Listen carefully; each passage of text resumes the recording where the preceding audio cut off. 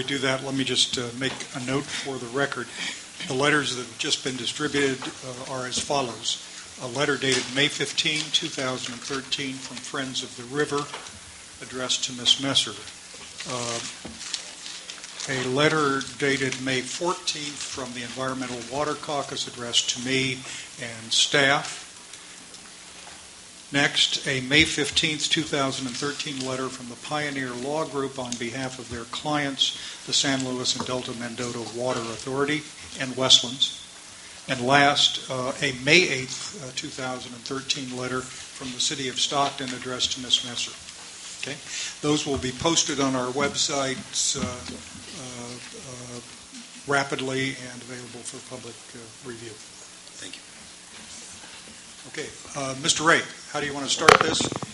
I guess the first thing to do is you should tell us which binder do you want us to start with. Well, thank you very much, Mr. Chairman. Yeah, we've tried to package this in 4 binders, so I was going to start with one that just is the basic binder for the day. The title on the cover is just Delta Stewardship Council. That's the one with the agenda in it. That's right. And I'd turn your attention to agenda item 7, the staff memo there, which talks about the business that's before you. We're going to ask you to take 3 items in sequence.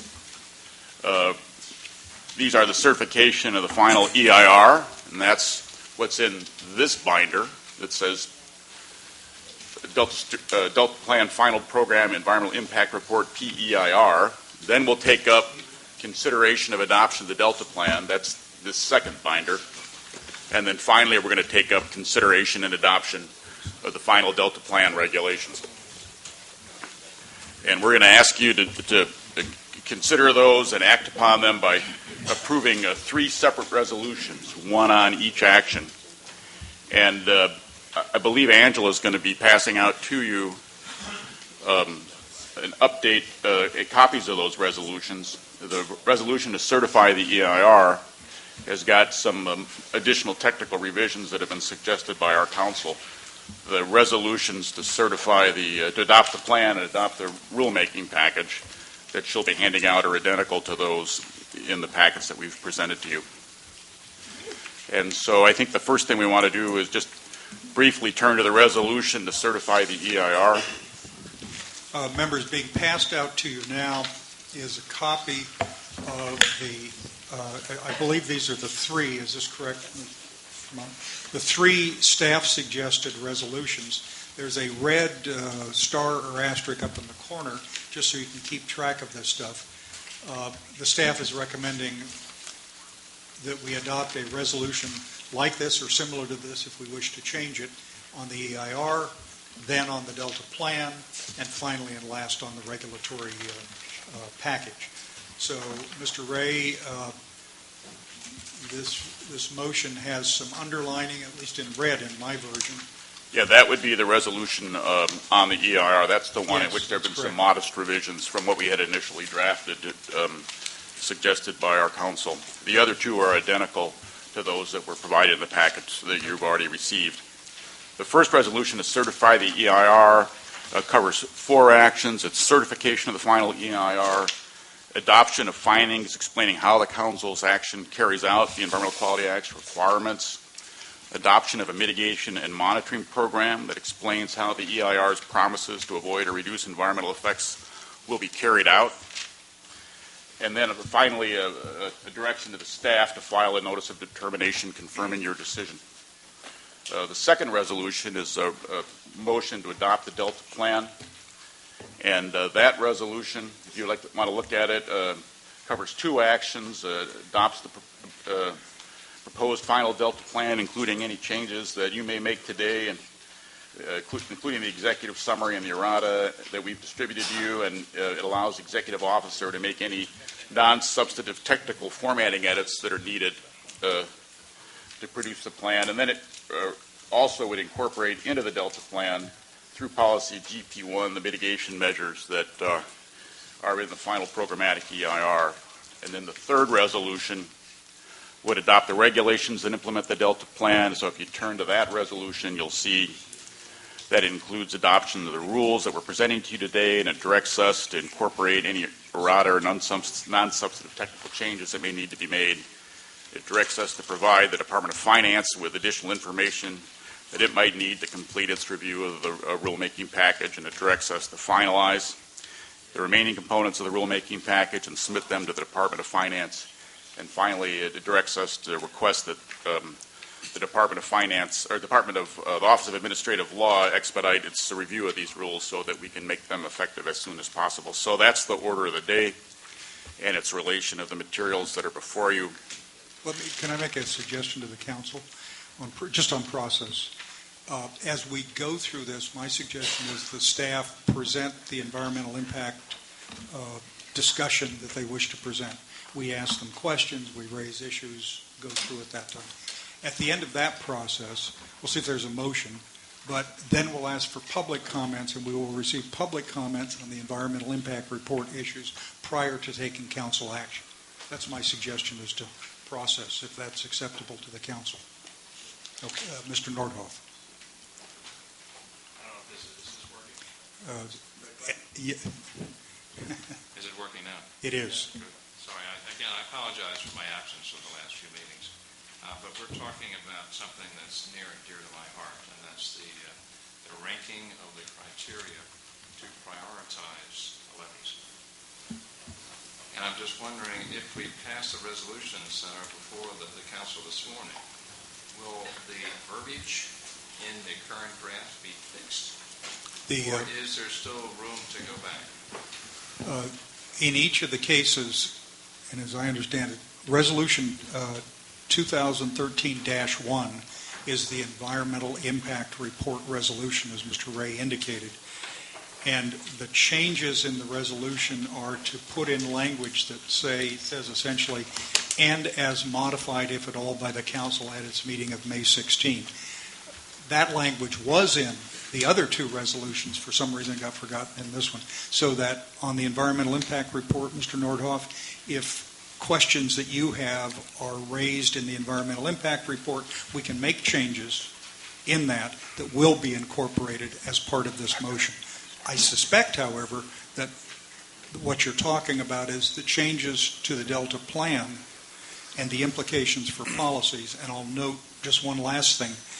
The seventh agenda item before us today is the matter that you're familiar with, where the evaluative criteria for state investment standards on levies was removed from the regulatory language of the Delta Plan, inserted in the plan itself, but because that, at least in my judgment, I think I agree with you, was not sufficient, the proposal is, which I would support, that the council direct the staff to proceed with the study we already know we're going to do, starting this year, ending in 2015, leading to a state investment recommendation on levies and whatnot, that we direct staff to prepare it using those criteria. So my hunch is you're going to find it more in the Delta Plan and the regulatory issue than you are the EIR. But any changes we make today will be reflected in one or another of the documents as needed. Mr. Stevens? Well, I think a thing that's worth remembering is if important changes are made in the plan that would alter the environmental impacts that are forecast, we would probably need to take a step back, consider whether we would be required to update and recirculate the EIR to reflect whatever changes and impacts would result from the changes in the plan's policies or recommendations.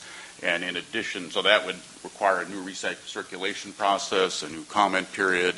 When we concluded that process, we would then also be considering revisions to the regulations, and those would also require recirculation. So if you were to make, if the Delta Plan's EIR is adopted, and then you subsequently certified the first motion, and then you subsequently change the Delta Plan in ways that revises alters the environmental impacts that we've reported, I think we would have to consider whether additional actions would be required beyond those that we've scheduled for today. Chris, do you have any additional observations on that? Mr. Nordhoff wanted to follow up on that. Yeah, I'm conflicted here. In one sense, I don't want to do anything that will delay the adoption of the plan.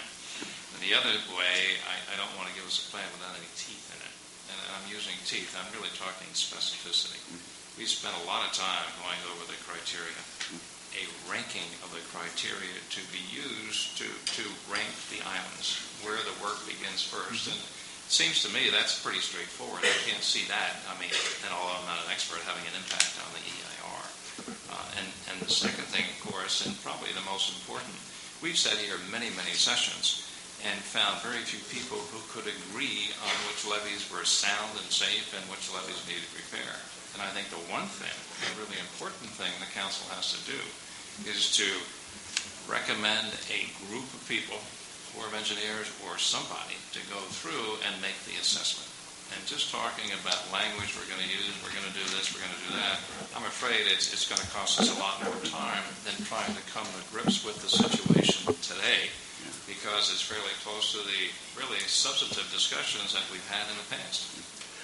Of course, the Delta plan that's before you today, and the one that has been considered for months now, has a set of interim priorities for state investments in levees that focus on protecting public safety and lives by investing in protection of urban areas. Very general ones. Protecting water. What I'm looking for is specificity. What I'm looking for is a ranking in order of importance of those criteria. We've been over that before.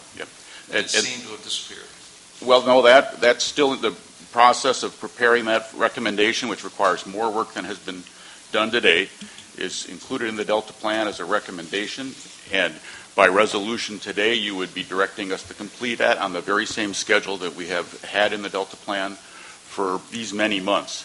So I don't see that what we're proposing as a substantial alteration in the commitment that we've made to you and that you've directed us to pursue to prepare that kind of comprehensive ranking of levee investments in the Delta. But right now, I think if we were to step back and alter the approach we've taken, I'd let our representative from the Attorney General's office give us some advice.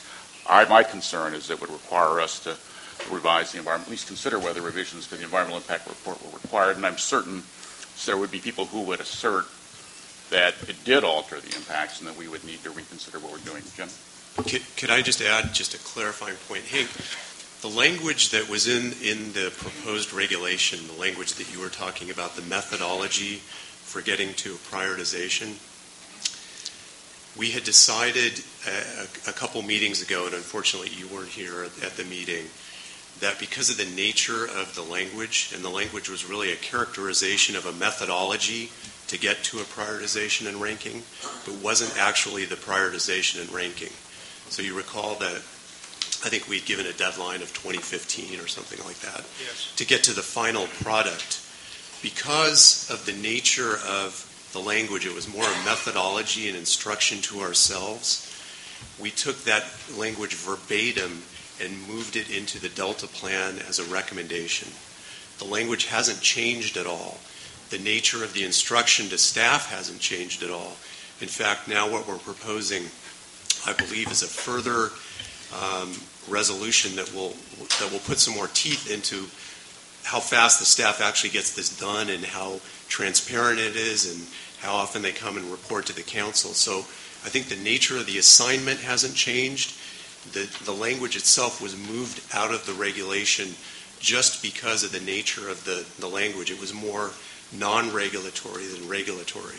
So it really wasn't an intent to water anything down, to change the assignment, to change the due date, or anything of that nature. And I think what Dan is saying now is if we were somehow to change and go back to try to reinsert that into the regulation, that we run the risk then of having to recirculate the regulations for another 15 days. And potentially, although you may be right, it may not have an EIR ramification, we would still have to go back and double check that. So all Dan's trying to say is it may add some more time. And what I'm trying to say is there really was no intent to water down the assignment. To be very, very specific, I think we have the proper criteria. What we don't have is a value of those criteria. What I'm saying is that people are number one. People are certainly more important than structure. And that the value, if you have to apply that criteria, that is more important. And we have to use the word prioritization for ranking, not just say these are the considerations, for coming to a listing of the islands that need repair. But these have to be applied in sequence. And that number 1 has 4 or 5 times the value of number 7. And then I think the most important is deciding among ourselves who's going to do the assessment.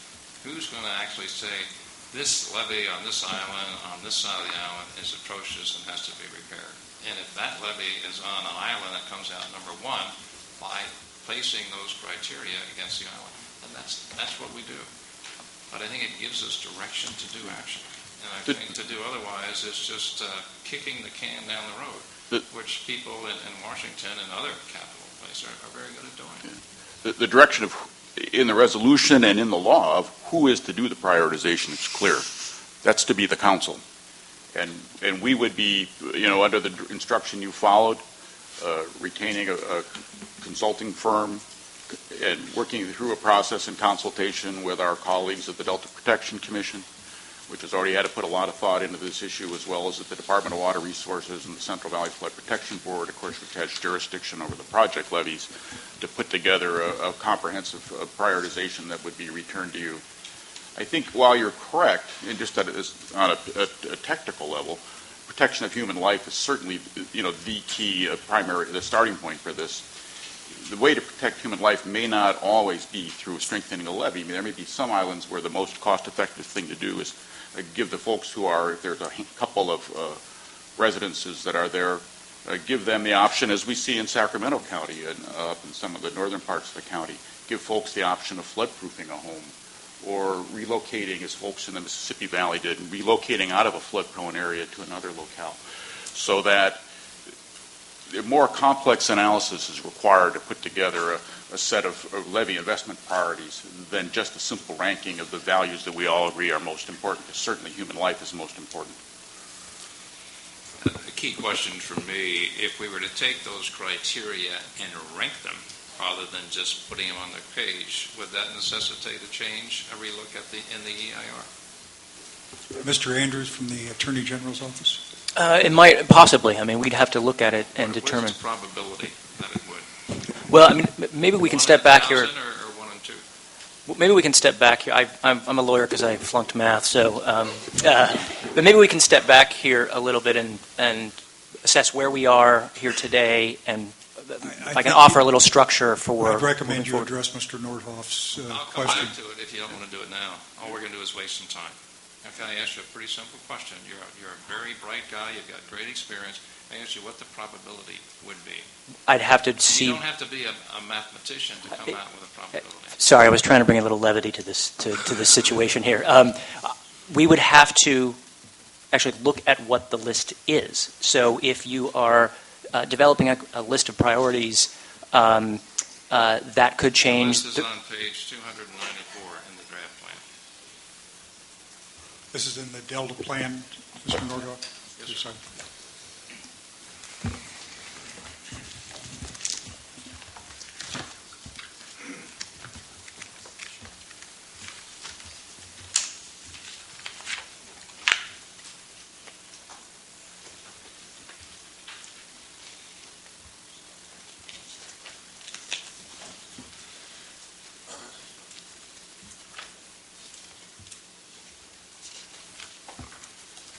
So, Mr. Nordhoff, what are you proposing?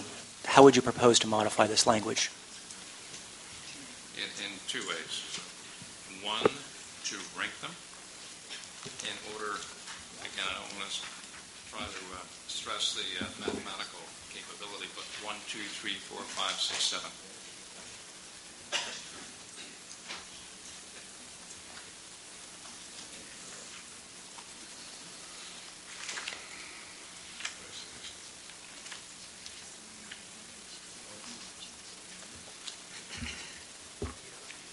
So the idea would be that the staff would give some weighting to the relative criteria. That's correct. Rather than weight them all the same, one would have more weights than 2, 3, 4, 5, 6, or 7. Could I ask a clarifying question as well, Hank, with your permission?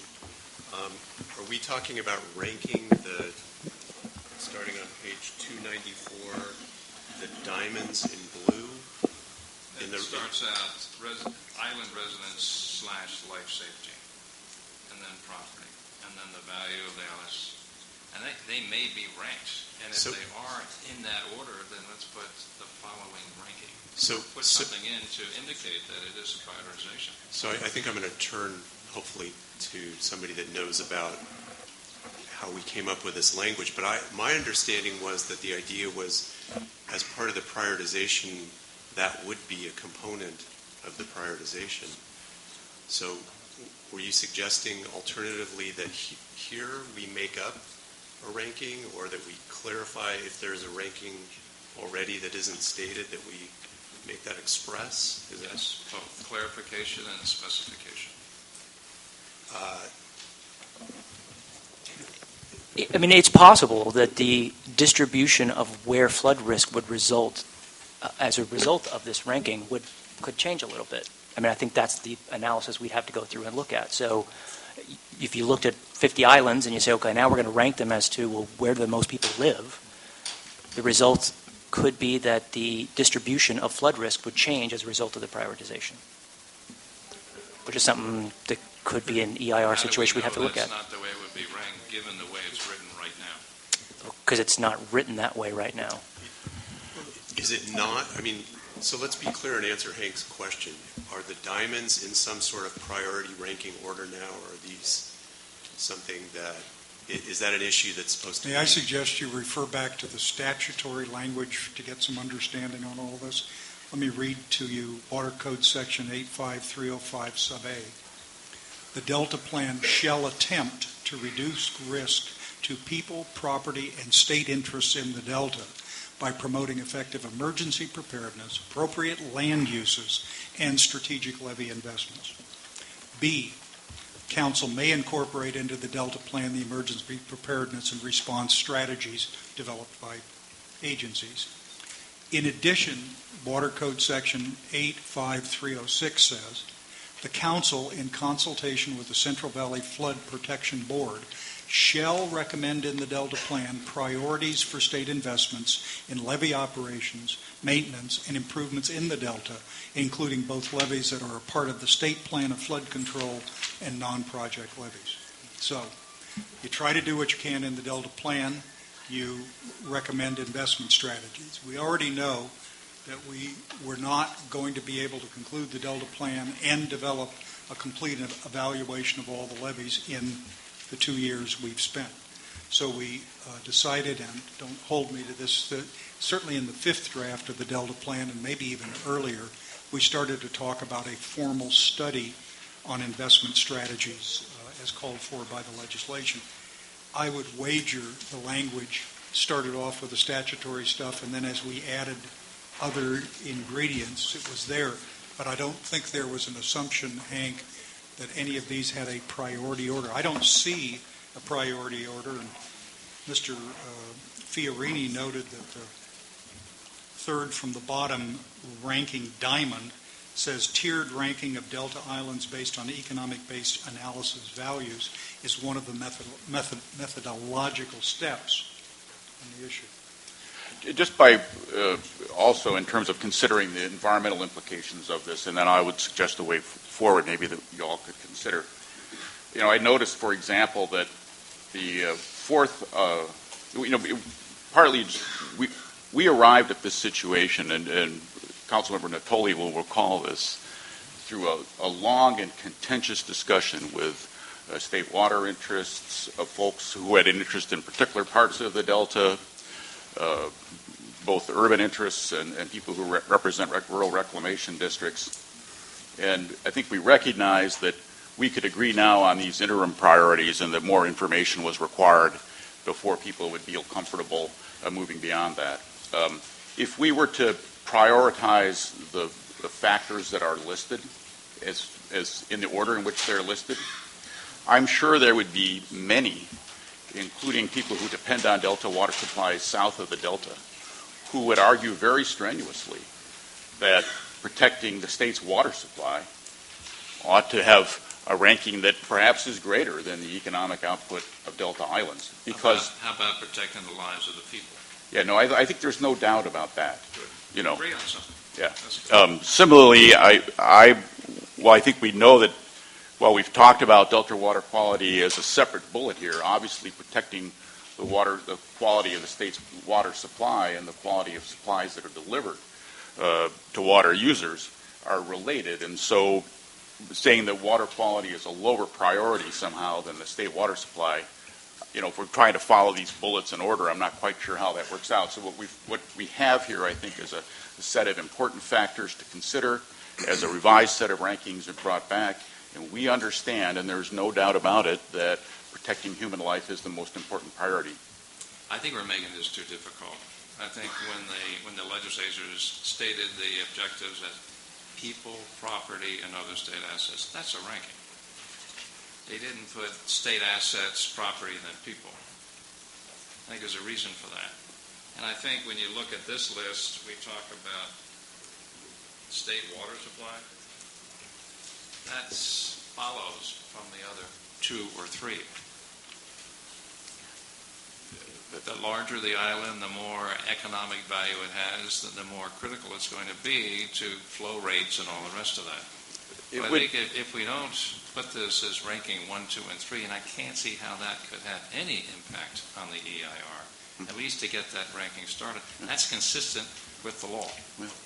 I might suggest an approach to this would be that we proceed to consider the environmental impact report, that when it comes time to act on the Delta plan, that amending motions to the main motion would be in order to revise individual policies or recommendations that are in the plan if people have that suggestion, and if revisions are made that would alter the require us to reconsider the EIR, we'll take that up at the appropriate time. But I think right now that we ought to be, I would encourage you to let's return to the order of the day, because I think that's the only way we can make progress. I don't know if there'll be a majority of council members who are interested in revisiting this issue or not. I guess we'll leave that up to the chairman and the council. Yeah.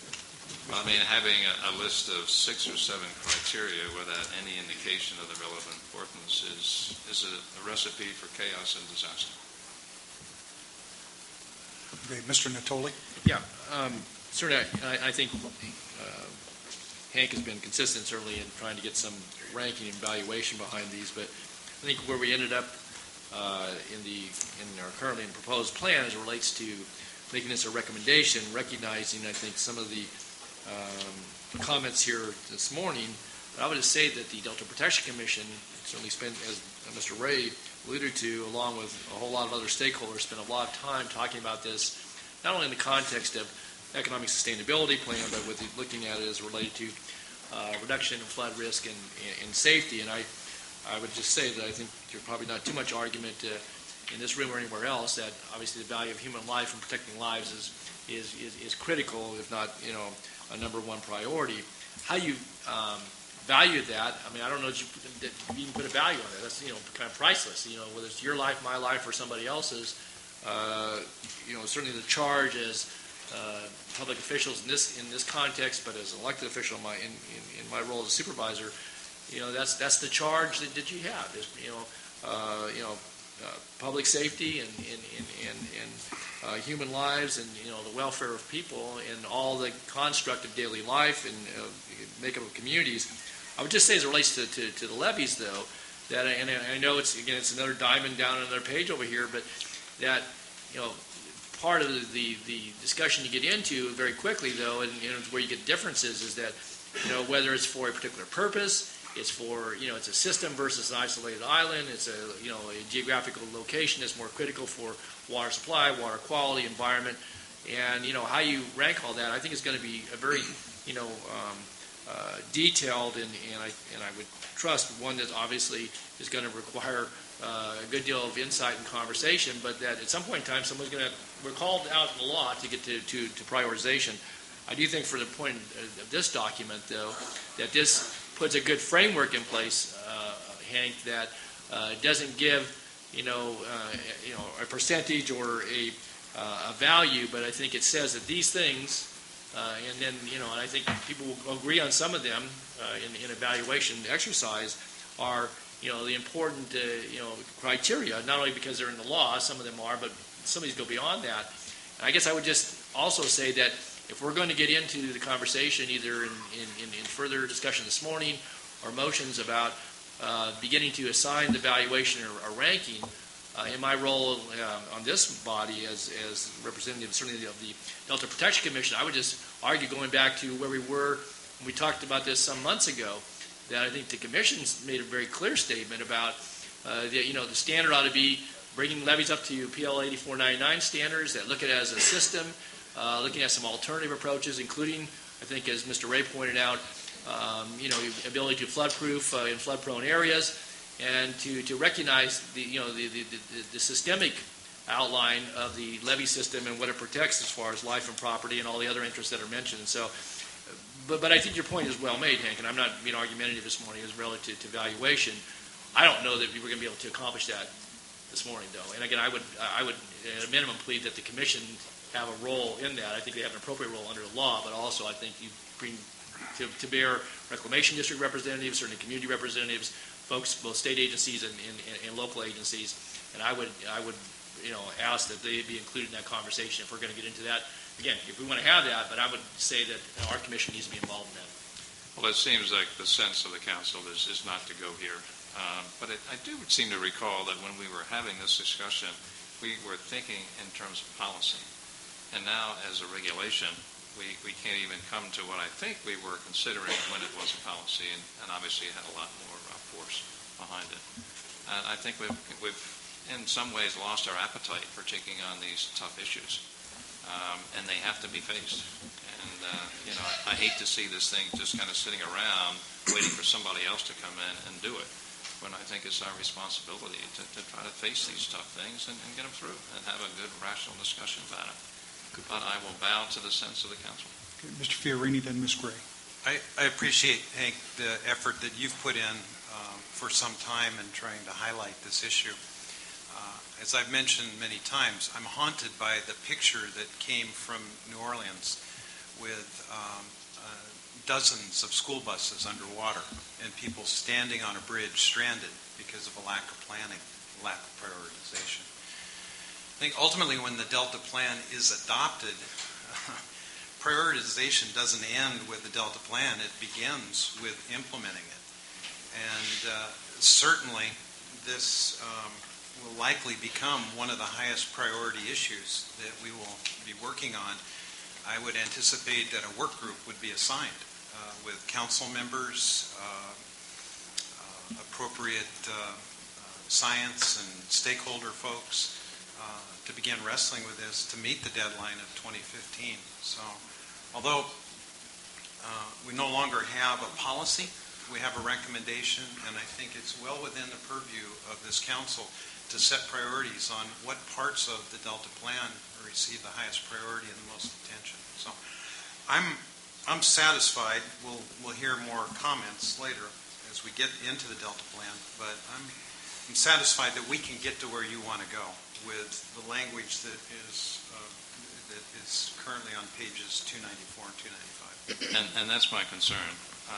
Deadlines don't have the same force here. I mean, we've missed a lot of deadlines that they do in other parts of the economy, like the corporate world. And I'm concerned we're just going to be missing a deadline, and that, this thing has to be confronted, and let's get on with it. Ms. Gray, then Mr. Johnston. Thank you. First, I want to commend you, Hank, for always bringing us back to this particular issue because it is very important.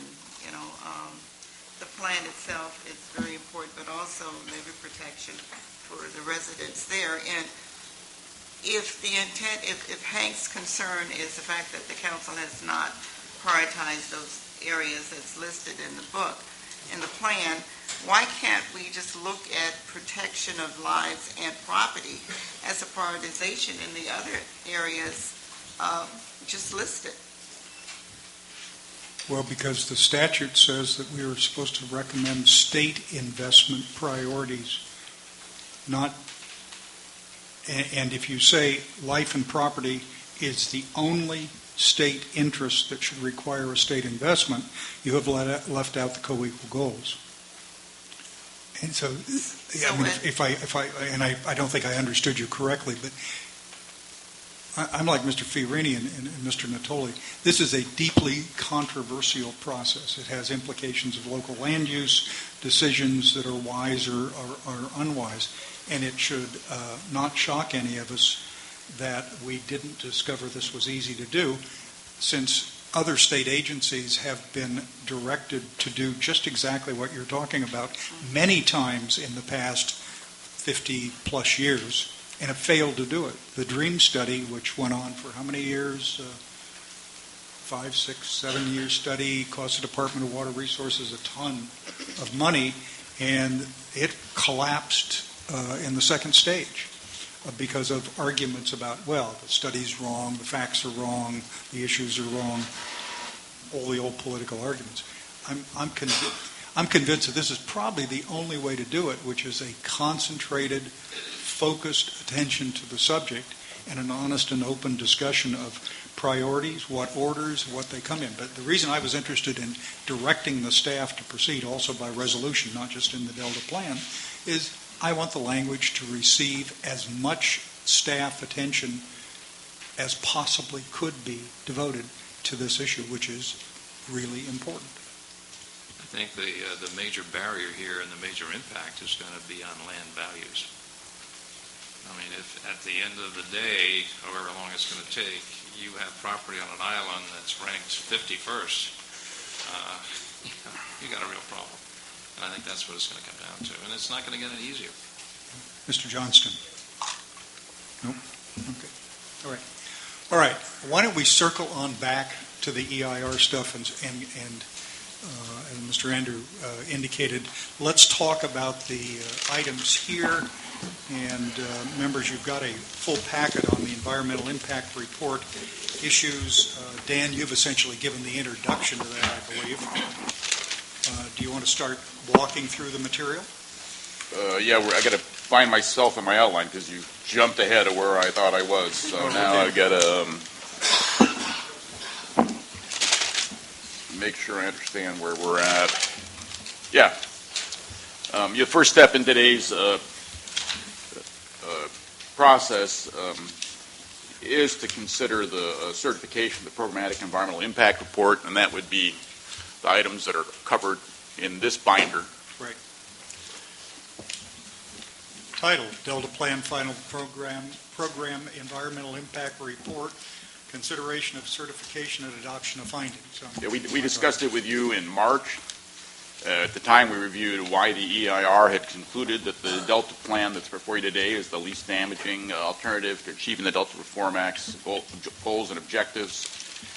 And we discussed the principal comments that have been received and the responses that we were proposing to those, as well as we presented to you mitigation measures that would avoid or lessen the adverse effects of the Delta Plan, and those are presented today in the mitigation and monitoring program.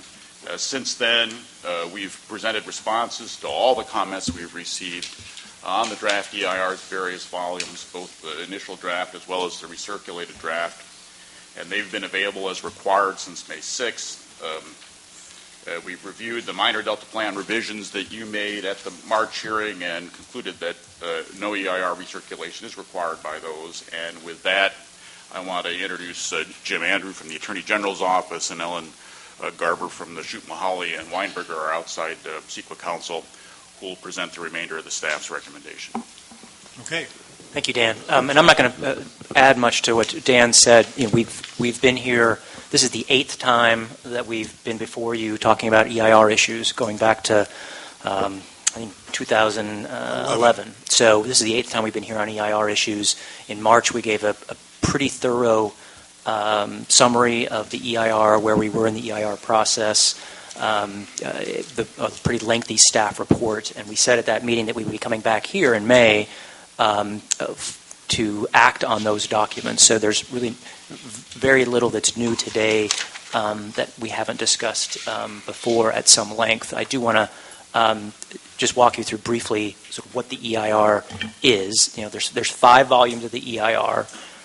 There's volumes 1 and 2, which are the draft EIR from November of 2011, and that evaluated the 5th staff draft EIR.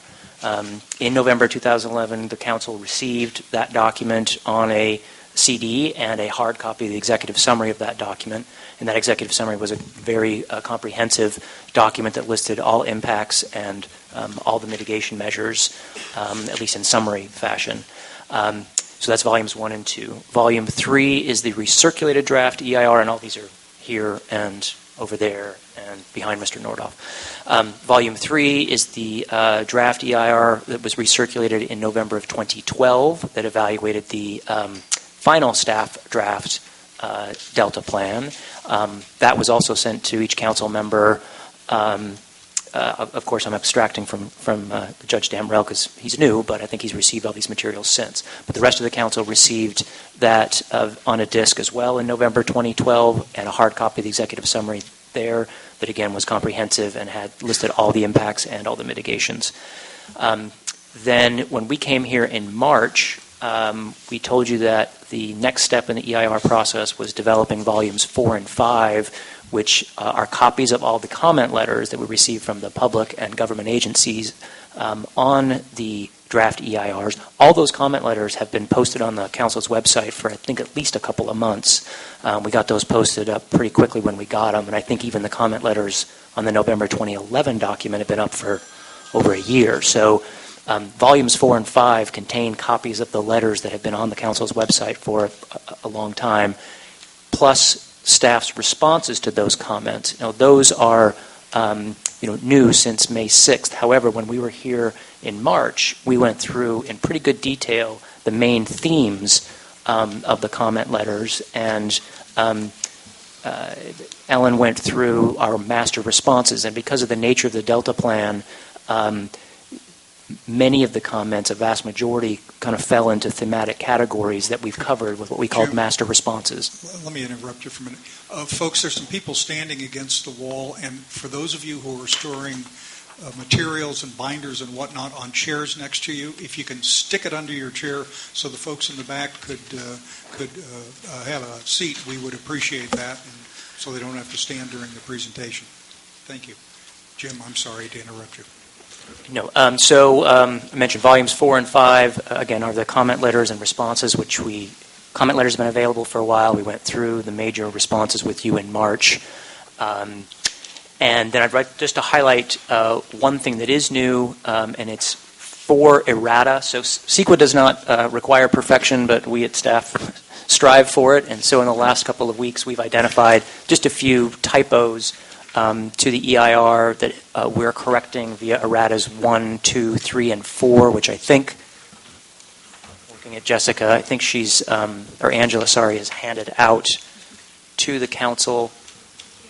Yeah, so I think you have them, and they're minor technical changes. We found a few cross-referencing errors with the mitigation measure numbers, so we just corrected those, and a couple other. Are there any policy changes in the errata document? None at all. It was just cross-referencing technical details and one language clarification, which didn't reflect any policy change, just some really technical minor things to make sure that the mitigation measure cross-references were correct. We had a few of the numbers wrong, and so we just corrected those. So again, the EIR is the 5 volumes plus the 4 errata. And one other point to mention, the mitigation measures that are going to be, that are part of the CEQA process that you will adopt today as part of the CEQA findings and MMRP, which Ellen will talk about here in a minute, and that Dan mentioned, those have been in the EIR largely the way they are now since November of 2011. So the mitigation measures are certainly not new. We went through those in detail with the council in March. With a few suggested changes that we reviewed again in some detail, and the council asked for some clarifications on that, which was helpful. So the mitigation measures, like I said, also are not new. Members, staff is passing out to you documents, errata number 3 and errata number 4. Errata number 3 modifies the November 2011 draft EIR. Errata number 4 makes a single technical correction to the November 2012 recirculated draft. When we get to the point of a motion, I would strongly suggest these changes be incorporated in that motion so we don't get lost in debating each one, and that's the way the staff has written the... These errata are in a revised CEQA resolution motion that was posted on the Yeah, we council's website a couple days ago, and were emailed to the council. So the erratas are actually referenced in the revised resolution already. We were handed, Mr. Andrew, a little while ago, a copy of all three resolutions, latest version, with a red asterisk up the top so we don't lose track of it. So on Resolution 2013-1, which is the resolution under this discussion, we have also received the technical corrections to that resolution that I think you and others had made regarding the council's modify, if we do modify, at this hearing. Let me separate. There's two items. The resolution that you received, 2013-1, if you look on the bottom of page 2 and the bottom of page 3, it has been corrected already to reference these errata 1, 2, 3, and 4. Yes. So if you adopt it, there's no need to do anything else because it's already printed in there. We also made two minor similar technical corrections to the findings, which Ellen will go through here in a minute. Okay. That's also been taken care of. All right. Mr. Chair, Don? just real quickly, are you going to cover the errata, or is this the appropriate time just to ask, since those were just now handed out, they were emailed previously, to ask, it's not like technical changes, but there's a little substance to at least a couple of these as I read them. Are you going to cover those, Jim, or somebody, the erratas, or? I can go through them if you'd like, one by one, or I'm happy to answer questions. If council members have questions, You I have think questions? that would be the appropriate time to ask them that. Is now the time, or do you want to wait, or some other time? I think Now's fine, as good as any. yes. Okay, Mr. Chair, just Chair's permission. quickly, if I could, just on errata number 3, it relates to the second box there, the table 2.4, and it has to do with discussion about conveyance in the change there. Could somebody talk about that, please? Yes, this is, so this relates to, let me back up a second. CEQA requires an EIR to evaluate various alternatives to the proposed project. We have numerous of those. CEQA also requires that you evaluate how your project may affect the environment versus doing nothing, called the, quote, no project alternative. In the EIR, the no project alternative is set up to effectively be what are the conditions today, plus things that may change in the future that are already permitted and funded. So you look at what are the conditions today and future projects that are permitted and funded, those being pretty likely to happen if they're permitted and funded. Los Vaqueros Reservoir expansion was identified in your work as a predictable because it was underway when you were preparing the material. And there, I think, were 4 other ones as well. I can't remember. I know Gwen would know them. But yes, exactly right. They're permitted, they're funded, they're pretty much going to happen. But the Bay Delta Conservation Plan was not recognized as a permitted activity. Instead, it was discussed in a separate section involving a cumulative project. And the only reason I knew this is because I reread the same answer in about 17 different places in all this EIR stuff. That's just my understanding. Yes, and the EIR was very, very clear, as the chair just noted, that very point. In a summary table in the EIR that I tried to, again, in summary fashion, list what the no project situation is, it had the language continuation of BDC process. We saw that as being a little vague and could be read to be inconsistent with the rest of the EIR, which meant continuation and completion, and we're predicting the result. And that's absolutely not what the EIR did. And so we just added this clarifying language to make sure that the EIR throughout was super consistent. Okay. And saw this as perhaps an outlier that could be misread, so we just wanted to be real clear about that. So you're not predicting any result. And it's clear from the language that's handed out here, but I know in some of the correspondence we received over time, certainly within the context of hearings we've had on this, that has been, we may hear it again this morning or today. So this just clarifies that it recognizes that it's a process that's underway, certainly has legislative reference in the Reform Act, but that has its own review and permitting requirements and other things are called out for. And that's what this does, is clarify that. Is that That's what it does. It's the rest of the EIR is crystal clear on that point. This, which is in a summary table, anytime you summarize something, of course, it gets lost in translation. So we just want it to be absolutely crystal clear on that point. So this is just a clarification of what the rest of the EIR already says. Okay, thank you, Mr. Chair. And the rest of the EIR, the errata, are similar type things, and especially errata number 2 has detailed footnotes that explains each one of those. The rest of them are pretty self-explanatory. Okay. All right. Now, going through the rest of the material, EIR regulations also require you to summarize and package certain things. Right. So stepping back here, the CEQA part of today's meeting has 3 components. So it's the one resolution, 2013-1, has sort of 3 pieces. Certification of the EIR, one, that you've considered it, and 2, that it has been completed in compliance with CEQA. That's kind of what I just went through is the EIR. The second piece is adoption of CEQA findings, which you have been sent, and I'll turn that over to Ellen to talk briefly about those. The third piece is adoption of a mitigation monitoring and reporting plan, and Ellen will talk about that as well. So this resolution has those 3 core components. I just covered the first one on sort of the certification of the EIR. I'll turn it over to Ellen to briefly talk about the findings in MMRP. Ms. Garber, on the findings, members, and this appears in the binder, the California Environmental Quality Act findings and statement of overriding consideration for the Delta Plan. This is pardon, Pat? We don't have tabs on this, but it's a long document, but it's, as I understand it now, I finally understood it. It's an extract largely of the environmental impact reports, which we've already seen that have been referenced. And Ms. Garber, when I first saw this, I went screaming to Mr. Stevens, yelling at him for presenting something new, and he told me to calm down. You've seen it before, and those are almost his exact words said in that style he has so clearly. And finally, when I got to page 4 of the findings at the top where you describe what it is, it started to get clear to me again. So start with the basics. What in the hell is it? Yes. Why do you have to do it?